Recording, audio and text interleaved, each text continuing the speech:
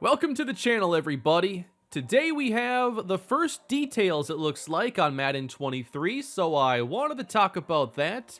We have a couple articles to go through. There's one from Game Informer and then EA's Gridiron Notes. I'll link those down below if you want to see everything there.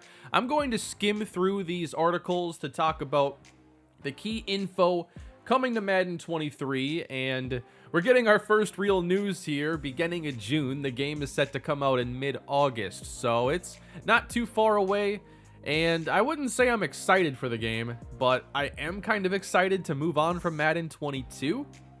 I think it was a pretty disappointing year overall. I'm a franchise player, that's really all I care about. I'm probably going to not even talk about the Ultimate Team news, so I'm just not an Ultimate Team guy. But when it comes to franchise, they introduced some features last year I was excited about with progressive fatigue, and they eventually introduced the scouting in an update.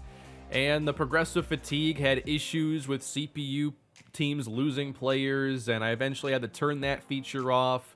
The new scouting wasn't very convenient and a huge time sink, so I didn't really enjoy that. It was just a very throwaway year. I didn't do a Madden franchise on this channel for Madden 22. It just didn't seem like a good year to do it. I'd rather do other stuff. Perhaps in 23 I will do another big franchise, but it depends on how the game is. The gameplay you have here is from my Madden 22 Giants franchise I do over on my second channel if you want to check that out. But why don't we get into some of the information now, and I'm going through the EA Gridiron Notes, and then we'll see if there's anything else I need to add from the Game Informer article. But the game is going to have a worldwide launch on August 19th, so about 2.5 months from now. They have their EA Play Early Access that begins on the 16th, and that'll be a 3-day early access period with EA Play, and then 3-day early access with the All Madden Edition. There are some pre-order bonuses that have to do with Ultimate Team, but that's pretty much every year. So the big thing they're talking about with this game, the new big marketing term they have, is FieldSENSE. And according to their article, this is the foundation for consistent, ultra-realistic gameplay that gives you more control at every position and affects every game mode. Now, the first thing here is that this FieldSENSE is only available on the PS5 and Xbox Series X. Once again, PC is essentially getting a last-gen experience. And this is the third version of Madden that's come out on the next-gen consoles where PC is not getting everything PS5 and Xbox Series X owners are getting. I find that to be completely ridiculous. I would like to move to PC for my entire Madden stuff, but if it's the last-gen experience, why bother? I mean, there are mods down the road, but at that point, you can just wait till the mods are out and get the game cheaper. So that's really disappointing right off the bat. So what exactly is this FieldSENSE? Fueled by new physics-informed animation and animation branching technology, FieldSENSE makes gameplay more authentic, bringing more variety and realistic physics-driven outcomes. It comes to life in Madden in 4 major ways through new control mechanics that they're calling hit everything, skill-based passing, 360-degree cuts, and wide receiver versus DB battles. So it kind of seems to be building upon the gameplay foundation they brought to the next-gen consoles with the first game that was there, which would have been Madden 21. And the gameplay immediately did have some different feel compared to if you were playing on the PS4, and I think in some really good ways. Controlling players felt different, but the problem is interactions still felt and have felt very animation-focused with not enough respect to physics, player momentum, and size, and they seem to touch on this topic every year with their articles and their information. When I think about parts of the game like running backs and the physics in that part of the game, I feel like it's gotten better for the ball carriers. Like, I have some good power backs in my series that can grind out some extra yards, and then running backs who aren't able to do that. Where I think it's been really lacking is the push and the fight in the trenches. So back to the article, starting with the hit everything, they say, "We have heard from you that at times tackles and collisions between players felt predetermined, leading to immersion-breaking moments and lack of total control. We built Hit Everything with a focus on alleviating those feelings. Hit Everything is comprised of 6 key components that offer emergent gameplay interactions combined with over 3,500 new animations to give you the control over every impact, tackle, and collision for more authentic outcomes." So now we go deeper into this. There is the Hit the Pile component. That's a physics-informed animation selection system built to give players more dynamic animations in multiplayer tackle situations. In every collision with Hit the Pile, key physical factors such as the players involved and the impacts being brought to the pile are used to determine the proper outcome. So they're going to have gang tackles that'll be more organic and unpredictable in how they look and behave, and will offer players more control to impact the pile throughout the play.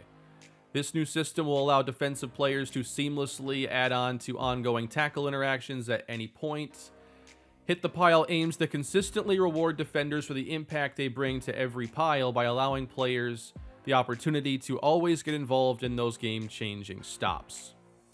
So I guess what I would want to see there is, like, when you're running inside on the goal line, for instance, that's going to be one of the more congested areas. Do you have a situation where the momentum can stop, but then the pile is able to be pushed one way or the other, depending on who joins the interaction? So that's the first component of that part. The next one is stand-up tackles. On the back of Hit the Pile, we're adding the stand-up tackles feature to create even more moments where a ball carrier can be stood up intentionally to give teammates the opportunity to come in and make a play. This is a battle mechanic where the ball carrier fights to break a tackle against a defender, fighting to secure the tackle, with both players mashing the tackle button as quickly as possible to gain the advantage. I don't like stuff like this. Let the ratings decide everything, is kind of my philosophy. A button mashing little thing here, it feels straight out of like 2008 games. Like, I'm not really a fan of that kind of thing. Not only is the outcome of the tackle in question, but the ball carrier also has a higher chance of fumbling while being stood up. So when an extra defender adds on to the pile, they can lay a hit stick or strip the ball out to cause a turnover. On the offensive side, players can hold the protect ball button to reduce the chance of a fumble while giving up the ability to break the tackle. I don't mind that as kind of a rock, paper, scissors mechanic of sorts. But the button mashing to me is just completely unnecessary. Let the ratings take care of it. As a last resort, ball carriers can even give themselves up at any time to concede the stand-up tackle. And then the size of the ball carrier, defenders, and ratings in the stand-up tackle all factor into who will have the best chance to win. Those big bruising running backs will have a much easier time winning against smaller defensive backs, while a linebacker is more likely to win against the smaller receiving backs. Next part here, we have hitting blocks. Not only can you interact in different ways with ongoing tackles, but you can do the same with ongoing blocking interactions too. When in range of a blocking interaction as a defender, the hit stick can be used to run into a block to blow it up with force to create a pile, get through traffic to get into pursuit of the ball carrier, or get a teammate free. That sounds pretty fun. Immediately I think of like using a linebacker and just having another way to utilize them. If you have like a big run stopping linebacker, maybe it offers a bit more value to them, being able to create collisions like that a smaller coverage linebacker maybe can't. Next up, we have Midair Knockouts. Over the last 2 years, you've seen a significant shift in interactions at the catch point. In Madden 21, interactions were primarily multiplayer catches that had 2 players both playing the ball inside of a single interaction. In Madden 22, there were far more matchups consisting of single-player animations that were independent of each other to offer more control. I'm not sure if I totally agree with that. I still know there are a lot of two-man animations, and I got some pretty good receivers in that Giants franchise that have triggered a lot of those. So I still don't think that they're independent enough, and you will see a lot of the same interactions play out. They only have so many two-man animations, and they will repeat. So they say here in Madden 23, FieldSENSE has unlocked the best of both worlds to create dynamic interactions called Midairs that both create authentic interactions but also give players the control they desire. Players will experience this control and how they attempt to break up passes, and each choice leads to different risks and rewards, as well as the actual animations that play out. When going for the interception, you'll see all new catch contests that come with a chance for the receiver to break the tackle. If you want to play it a bit more conservatively and go with a swat, the defender will try to rip the ball out of the receiver's hands while both players are in the air, with a lower chance to break the tackle. And lastly, if you want to simply secure the tackle, choosing play receiver or hit stick will make the defender not play the ball but attack the receiver instead, with a lower chance of knocking the ball out when compared to using swat. So that does sound interesting if the animations are able to actually branch smoothly, and I have concerns about that. A lot of times Madden doesn't handle these things very fluidly, and things look really odd when all of a sudden a momentum change happens because of an animation, and it just doesn't look like it's very dynamic. So it just seems like a new system that's kind of chaining a lot of animations and creating a bit of a rock, paper, scissors mechanic. And I think that can work out legitimately, but will it is the question. I think I'm starting to realize how long this video is going to be, but I hope you're enjoying this. If you are, please do leave a like and subscribe to the channel. I do franchise content if you're not aware. And perhaps I'll be doing a Madden 23 franchise. I do want to. But we'll have to see how the game comes out. Got a lot more to go through in this article. Let's move on to the add-on blocks. Hit Everything is being used on offense as well with new add-on blocks. This is primarily for running backs and tight ends as they try to navigate through the traffic to run their routes or on block and releases. The animation branching technology now allows these players to add on to and easily leave ongoing blocking interactions. Alright, so basically a lot of words there to say chip, and I don't think Madden has really ever done that very well. A lot of times you like try to block the tight end and all of a sudden he's one-on-one with the edge and you're like, wait a minute, I didn't want that at all. But yeah, if they can just have a nice block and release mechanic, I think that would be something a lot of people would start hot routing a lot. In addition to running backs and tight ends though, any blocker will have the ability to execute these new chip blocks based on game context. Does that mean you can motion a receiver in line and have him maybe join a block somehow or something? I'd like to know that. Branching and the physics tech.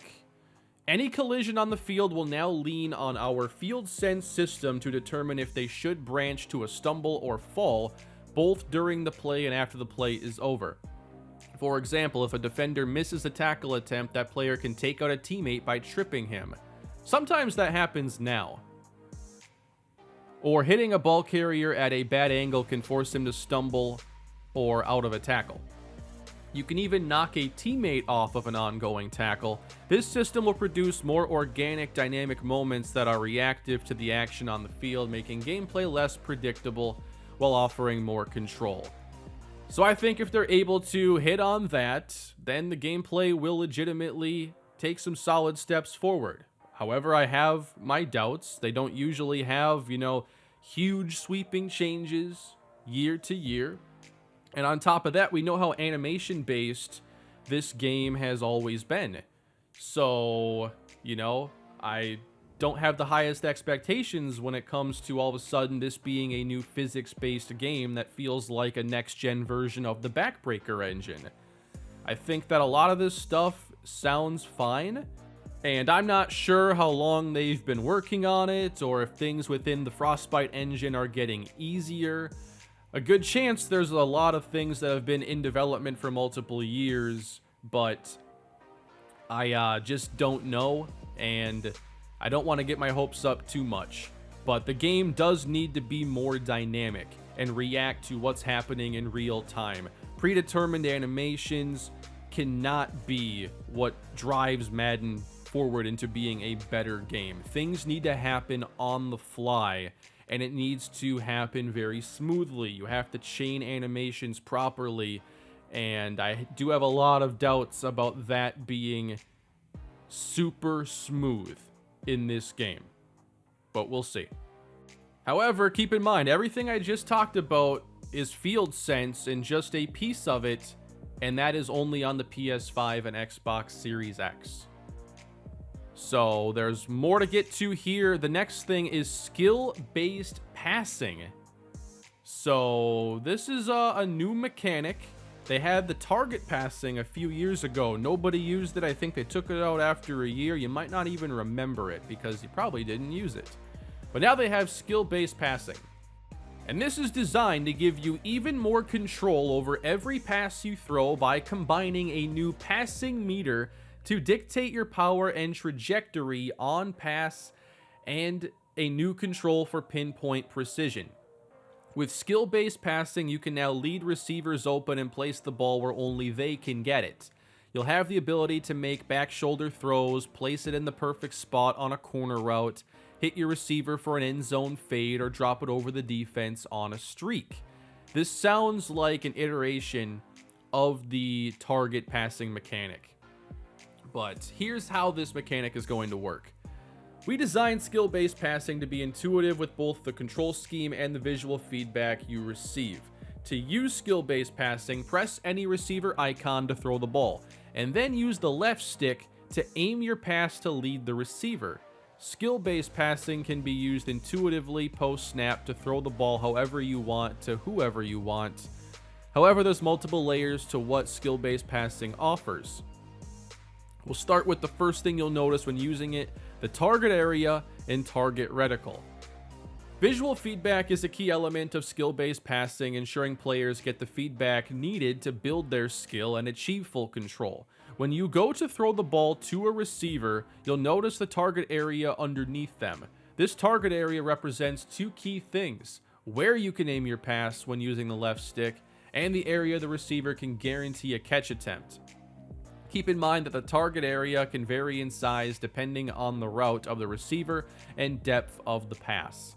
Within that target area, you'll see a new reticle so you can get that visual feedback for where you're trying to lead the receiver. You'll be able to move the reticle via the left stick. By default, the reticle will snap to the edge of the target area in the direction of your left stick input. For more advanced players who want finer control over ball placement, we present to you Freeform passing. And this is another layer of control that gives you the ability to pinpoint your throw both within and outside of the target area. A huge factor in unlocking Freeform was capturing new catch animations to better pair with the throws real-life quarterbacks make. Hold left trigger or L2 and aim down and away from your receiver with the left stick for a back shoulder catch to keep the defensive back from making a play. Want to really lead your receiver on a streak? Use Freeform to aim outside of the target downfield to let your receiver run under it. You'll also be able to target the sidelines and corners of the end zones much easier. With Freeform being activated, we have removed the low ball pass from skill-based passing. However, you'll still be able to throw a lower trajectory pass by holding down left trigger or L2 and moving the left stick down to have the receiver make a catch closer to the ground. We've built two new passing meters you can use with skill-based passing, allowing you to choose what feels best. Power meter. This first meter focuses on you determining the power of your pass. The power meter will help you visualize what type of pass you're throwing depending on when you let go of the receiver icon. Release the icon early to lob it, release the receiver icon in the middle to throw a touch pass, or hold it to throw a bullet pass. This meter is activated by selecting placement as the passing type under the skill-based passing settings. Then there is an accuracy meter. This meter offers you the ability to influence not only the power on the pass, but accuracy as well. This meter is activated by selecting placement and accuracy as the passing type under the skill-based passing settings. Holding down the receiver icon starts the meter. Similar to the power meter, releasing the button early results in a lob pass, releasing for a touch, and holding it for a bullet. Additionally, there is a blue portion of the meter where if you release the ball, you are guaranteed an accurate or perfect pass. If you release the pass outside of the blue, you won't receive the accuracy boost, and your quarterback's accuracy ratings and game context will determine how accurate the throw is. Developer tip: the accuracy field on the meter can become more difficult to time and shrink when facing pressure, trying to throw on the run, or trying a cross-body throw. Your quarterback's accuracy ratings and superstar X Factor abilities also scales the accuracy within the meter. Okay, that was a lot. So, it does take some existing mechanics, like we've been able to influence the direction of a throw. If you want it high, if you want to lead a receiver to a certain side, that's still here, but now built into this new mechanic. And I can't say I'm excited about this, mostly because I don't play the game competitively or care about skill in Madden, which I know sounds probably really weird, but I literally just care about the ratings and getting a simulation experience. So this is probably not something that I will like as much. I love the sound of being able to try and get to like the pylon and really choose where the ball ends up. The power and accuracy meter, to me, I'm just like, give me ratings on that. And maybe there is the ability here. There are different settings that you can have. And I want to be able to determine where I'm trying to go with the ball, but letting the player ratings determine if I can actually get there, if that makes sense. So here are the skill-based passing settings. So there's going to be a lot of customization here. Passing type, you can choose between power lead and accuracy or power lead mechanic. We encourage players to take advantage of the new skill-based passing. You can select the classic passing to use our legacy passing mechanics. So you can opt out of this entirely, it sounds like. Passing slowdown. We've added an offline-only slowdown feature for skill-based passing. When beginning your throw, the game will slow down, so you can have more time to place the ball exactly where you want to. We also allow you to tune the speed at which the slowdown occurs, so you can find the setting that works best for you. I'm not a fan of slowing down the game, but that's a lot more like Showtime fielding in MLB The Show Road to the Show, which ironically enough I actually use. Passing freeform max distance. You'll have the option to select the maximum distance you want to pass lead outside of the target when using freeform. This setting ranges from keeping your reticle just outside the target for safer pass leads to allowing you to pass lead the ball anywhere on the field. Passing freeform speed. This setting will allow you to tune how fast you want your reticle to move when using the freeform mechanic. We recommend hopping into practice mode to really dial in the sensitivity, and then reticle visibility and meter visibility. So really taking the idea of target passing and cranking it up a couple levels, it sounds pretty ambitious, and it might actually be a really cool mechanic with a fairly high skill ceiling. Like I said before, I like the idea of being able to better control trying to get to the pylon, trying to get to the sideline, or maybe if you're scrambling around and you just want to put a ball, like you want to try getting to a receiver, but in the past, sometimes those throws go right to a defender, and you want to be able to try to lead to a very specific point. That sounds really cool. And it could make the game a lot more fun if it does work well. So this might be an interesting feature, and I hope it is. The next part we have here is for 360-degree cuts. This gives players precise control to trigger hard cuts at any point while running with the ball. Previously, players could only rely on their left stick input to choose between hard cuts or rounded turns. In Madden 23, you now have the control to cut when and where you want, so your ball carrier can find the lanes as you see them. Holding the left trigger or L2 when running, while changing direction on the left stick to execute the 360 cuts mechanic, you'll be able to easily cut a run back, cut off a blocker's back to hit a lane, or make a cut into a tight gap. So this one's fairly straightforward. It all depends on how precise the control of these cuts are, but it was definitely something that was needed.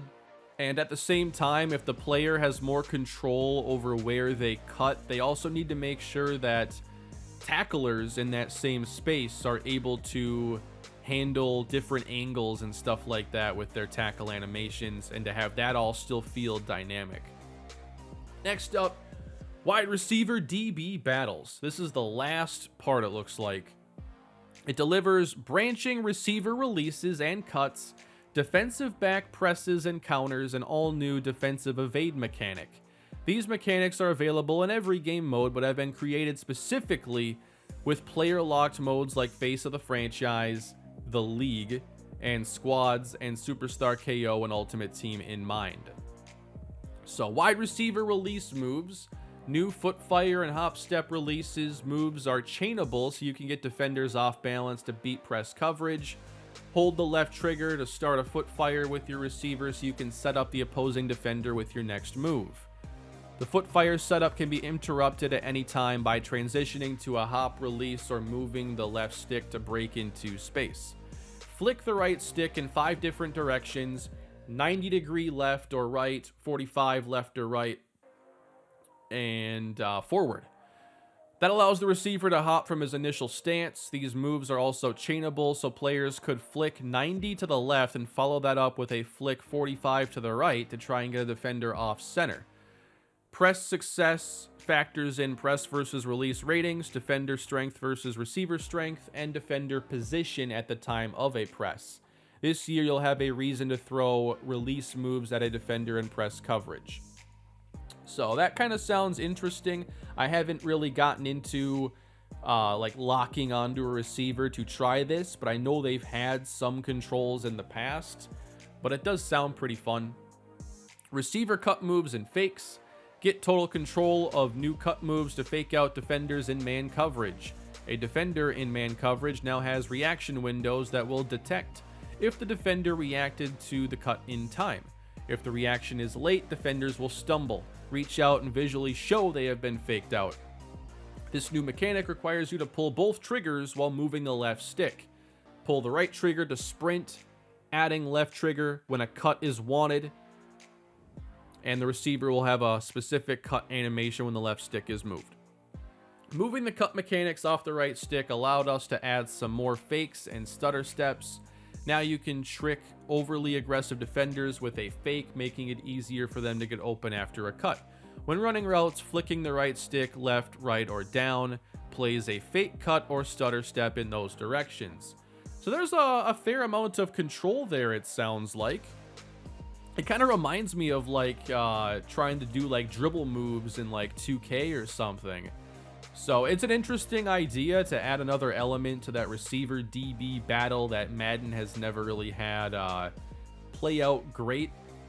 I still think there's so much receiver personality that is really in those releases and those cuts that Madden doesn't always display.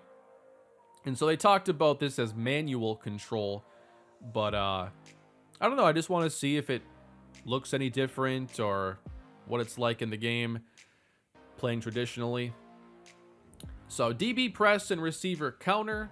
Defensive backs still have the ability to press and steer a receiver left or right, jam the receiver, or stay up top like in previous years. In Madden 23, the cornerback mechanics are more dynamic and reactionary instead of a rock, paper, scissors concept.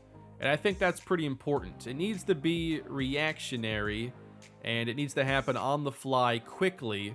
And I think to also get there, you need to make sure that they can play different techniques as well. I'm not sure how they're addressing that.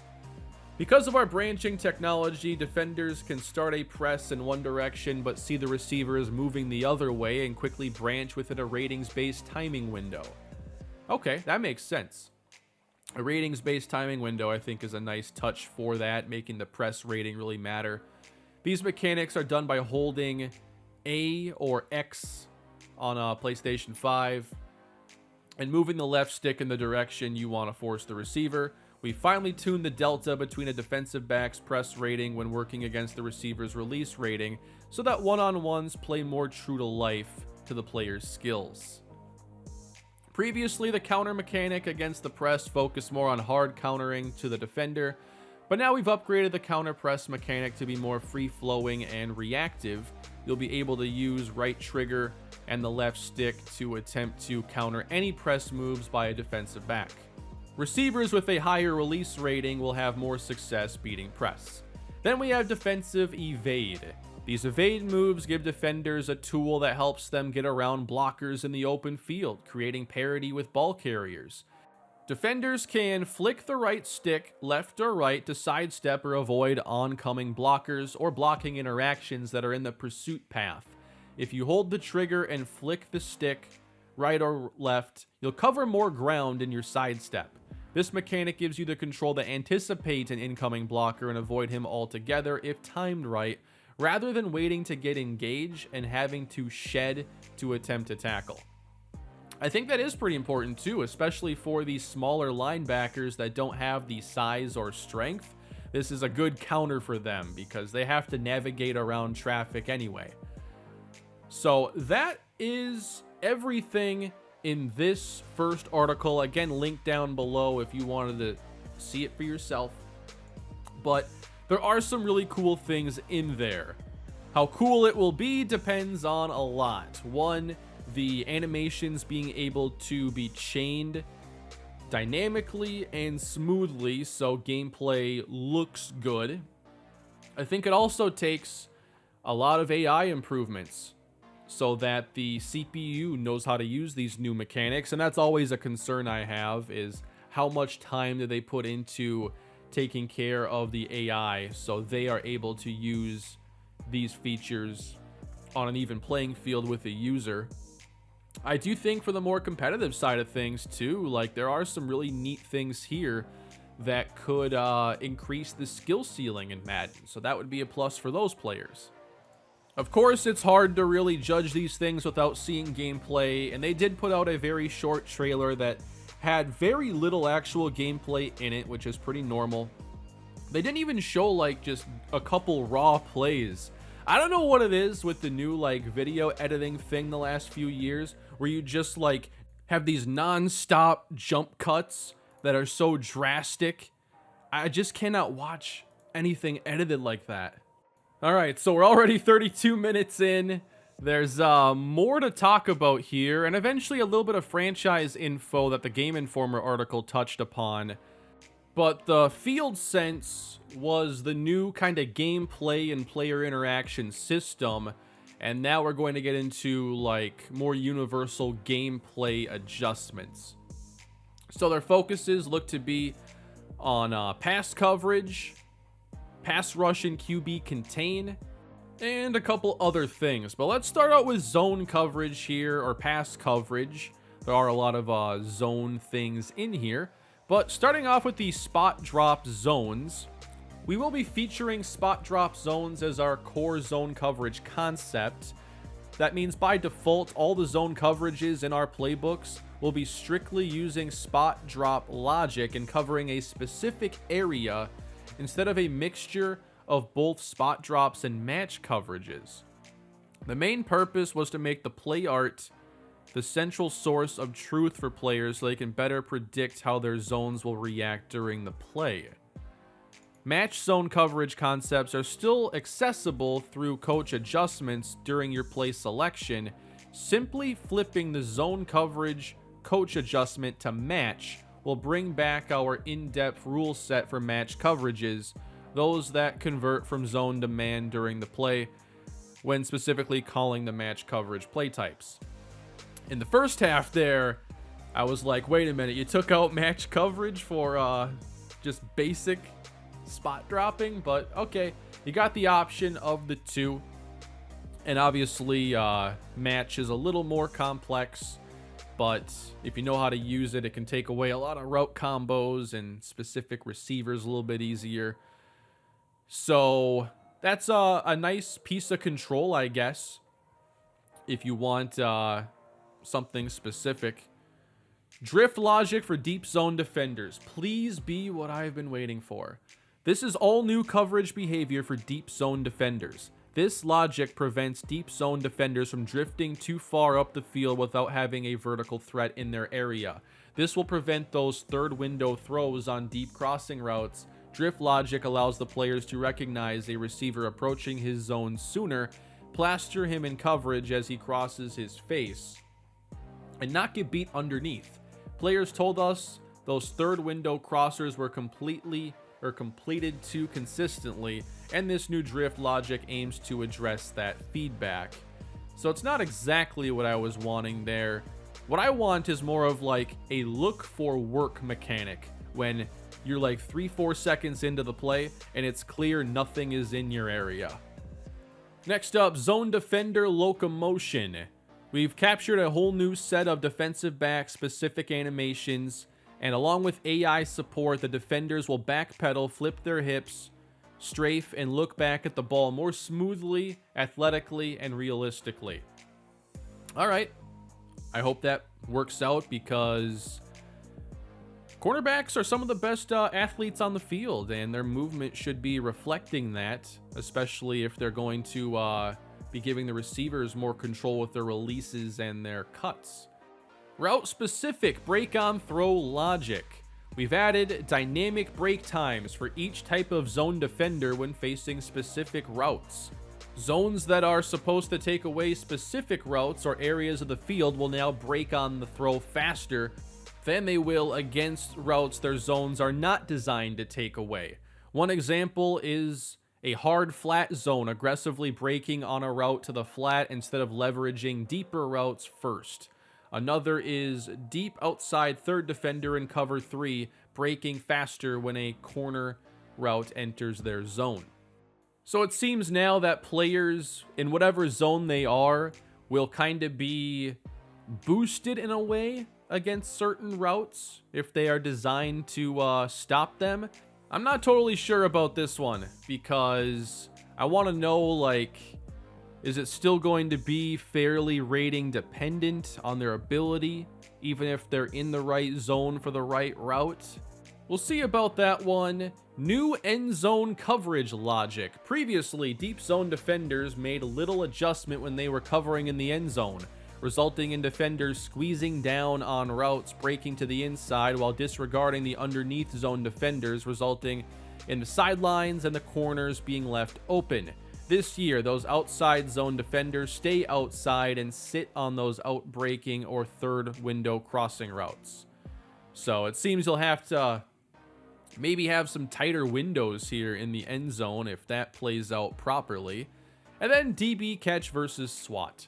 With zone coverage defenders playing stronger fundamental football, we'll have tuned the balance between play ball, play receiver, and SWAT, so you'll see defenders use a variety of behaviors when the ball is in the air, rather than always attempting the interception. This coincides with tuning on how far defenders are allowed to see the ball when not facing it, and promotes more organic mid-air interactions versus or at the catch point via FieldSENSE hit everything.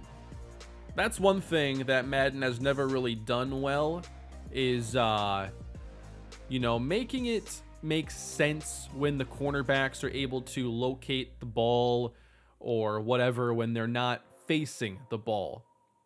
I want that to be really dependent on like coverage rating and awareness, so that when a defender has their back turned, you can still attack them without them having like the psychic DB senses. I'm guessing that's still probably going to be there to an extent.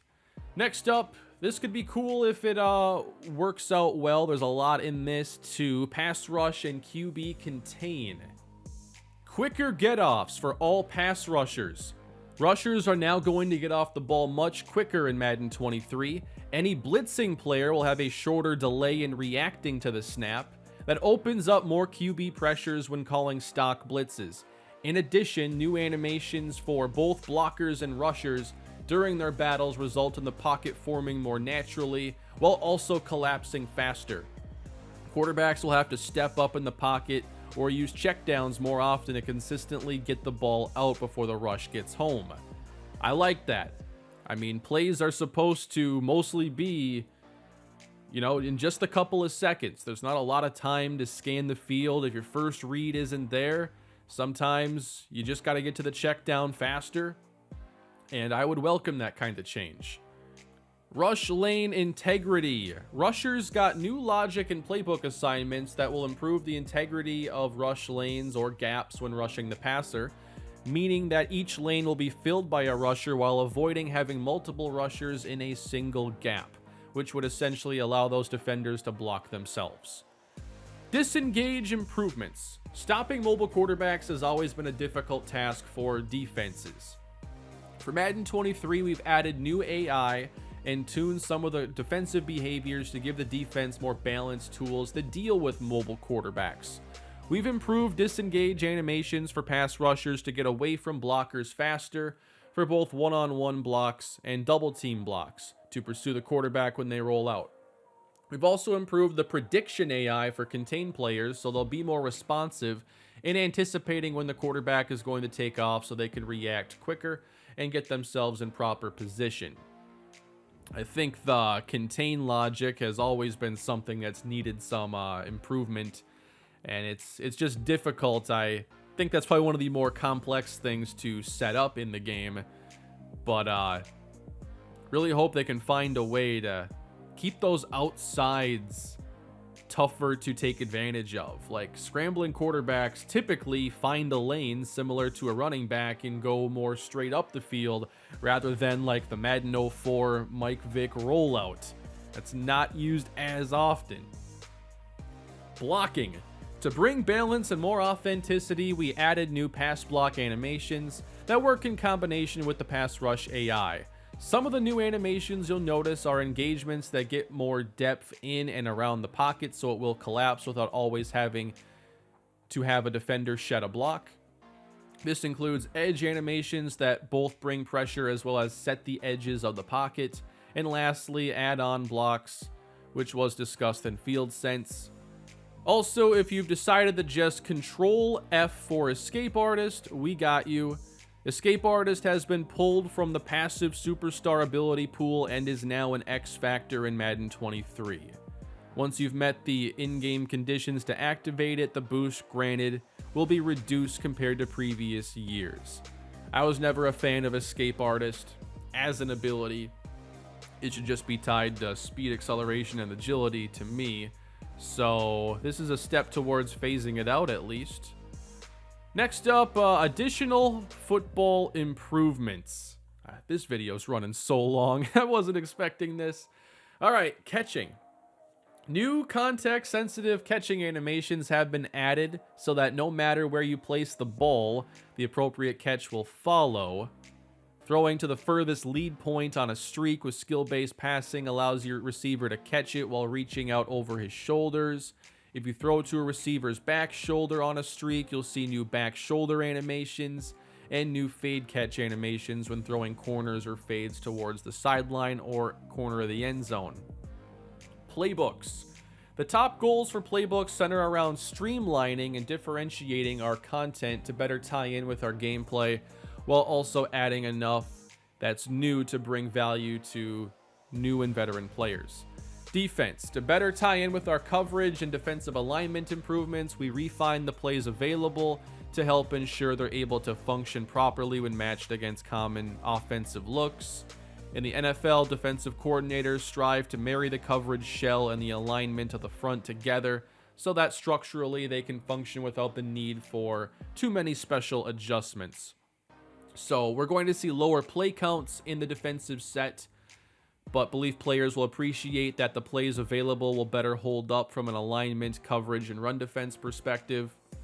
An example of this, in our 3-4 and 4-3 under sets, players will notice most of the plays available will show a single high safety middle closed look. We added new plays such as the cover 2 invert and trap blitzes that will look like cover 1 or cover 3. Then we get to the offensive side. The goal is focusing on what teams actually do as it relates to their real-life counterparts. In the past, we've seen teams use a formation on a consistent basis, but only ran a handful of plays, and thus that formation would be filled out with common plays shared across multiple playbooks. For Madden 23, we focused on adding the core plays and concepts each team used the most, resulting in more concise and slightly smaller playbooks that are more team-specific and unique. Next up, AI quarterbacks. They have been tuned to give better differentiation in how well they see the field under pressure depending on their ratings. Quarterbacks with lower awareness ratings will struggle to find open receivers and have a higher chance of throwing to a partially covered target, allowing your defense to make a big play. Injuries. New injury animations have been added to players while standing and running. We've also added new injury animations when battling in the trenches, primarily so that when injuries happen, the immersion isn't broken by seeing an injured player instantly running back to the huddle. When a player gets injured during the play, you'll see the appropriate behavior as he goes to the ground, and he'll stay on the ground until he's assisted. I haven't seen a football game do this in a long time, so that'll be a nice touch. Signature content, we've captured new signature animations for top players, big play and touchdown celebrations. I know I'm just skimming stuff at this point. So that is all from this article. Again, some possible solid improvements. I think that the coverage improvements could be pretty cool. I am looking forward to seeing the toggling of like match logic versus spot dropping. That's kind of cool. I know we've had like plays, like you can call cover 3 sky and then cover 3 match, and they both play like very differently. So I'm not sure it was a totally necessary move, but don't think it'll be a big deal. All in all, it's hard to grade what they talked about in these Gridiron Notes. What I more so look at is this the area that needed to be addressed? And I think that the FieldSENSE absolutely is the area the game needs to be addressed. I want to play a game that feels more dynamic and feel like, you know, any animation or any interaction is going to happen in regards to context on the field and not through forced, predetermined multiplayer animations. So that's the ultimate goal, and we'll see how well this does to get there. And then the improvements that I just talked about, if the contains work, then that's cool. And then I want coverage to feel tough in respect to player ratings. So we'll have to see about that. Now, the Game Informer article did touch on a little bit more. I just want to give you the highlights that were relevant to me when I read through it. They actually touch on franchise here, and I imagine I'll go through this again when the franchise deep dive is ultimately out. But it seems like the big focus this year is on free agency. So, going into any free agent interaction, players have new motivations and tags, and this throws me back to like Madden 12, Madden 25, Madden 13. One of those games I know had a few motivating factors. So it's kind of a return to that feature. But I think that it was the right feature to begin with. So they have new motivations and tags that are reasons why players might want to go with those teams. For example, a star receiver might want to play alongside a franchise quarterback. So if you have an elite quarterback on your depth chart, your chances of signing that player go up. Other motivations include playing close to home, playing on a Super Bowl contender, or playing in a state with no income tax. That sounds good. The game needs that again. So those are the motivations, but there are also tags that play into this. So one of the tags, for instance, is franchise quarterback, which might attract a star receiver. But there are other tags, such as the mentor, for granting additional experience to all players in that position group, or award winner, which can heavily weigh how free agent negotiations with that player go. I wonder if that would be a way to address, like, maybe a player is like 82 overall, but coming off a really big season. that player should have a demand that lines up with their play, not their ratings. And MLB The Show, to me, has done this really well. Depending on how a player's season went before they hit free agency, their market can be wildly different, and that is awesome. Madden doesn't do that. It's really all overall rating. So I don't know if this is going to go deep enough. I bet it won't, but at least it's a step, I guess. So when you open up the new free agent hub, you can see motivations, tags, how they fit into your scheme, interest meter, expected market value, and how many teams are interested. So a step up from the free agency we've had now for a number of years, and it does sound a bit refreshing, even if it is really a return to some of the older motivation mechanics. And looks like... okay, you have to be more strategic as you can only have 5 active negotiations in the early stages. And I kind of like that. You have to really pick who you want to focus on. You can't just throw out 12 offers right away then. However, as the period progresses, you can negotiate with more players at once. You can offer contract length, amount, structure, and there are 4 new preset offers: player friendly, team friendly, neutral, or max offer. Okay. The next paragraph touches on improved draft and trade logic. I mean, I'll believe it when I see it. They talk about this every year, and then even now if you play Madden 22, like the Chargers or Bills might draft quarterbacks in the first round. I've had the Patriots draft quarterbacks in the first round multiple years in a row.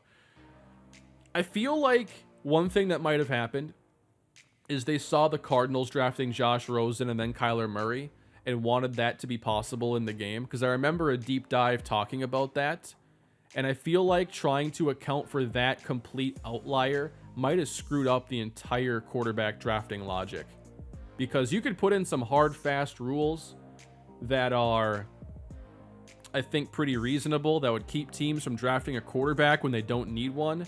But I think leaving the door open for a Kyler Murray situation just made the logic worse. And that's just a guess on my part, but it makes complete sense. There is a more active trading block in Madden, and CPU teams put players up for trade more frequently, and you can get immediate offers instead of waiting a week. Add to that better dev trait progression and improved team needs logic. And then it talks about the scouting system a little bit, and we got that introduced, I think, October. That was around the time it came out. And now you're going to have more scouts in the pool, the ability to scout multiple positions at once, weighted attribute reveals. That was a big problem, is there would be like 20 ratings possible for a player. You want to know a cornerback's coverage and tackling and awareness, and instead you get like hit power, stamina, injury, and you're left at the end like, I don't know anything about this guy. But they'll have more unique draft classes, more unique 3D models, and then the weighted attributes are obviously needed. And it says a better interface and Scouting Hub improvements. Doesn't show them, but that was such a weak point of the game. The interface was abysmal. Very slow, too many clicks. The UI was very much a version 1 concept. They have to really overhaul the interface, and I hope they went far enough in this iteration. But that is going to cover the information here. This is a big Madden 23 news video. Talked about a lot of stuff today, couldn't show you anything, but there were some topics in here that I'm glad they were addressing. In the Game Informer article, also looks like they're still going with this face of the franchise mode. I don't know how the mode has really been the last couple of years. I haven't really been interested in these like scripted one-year stories.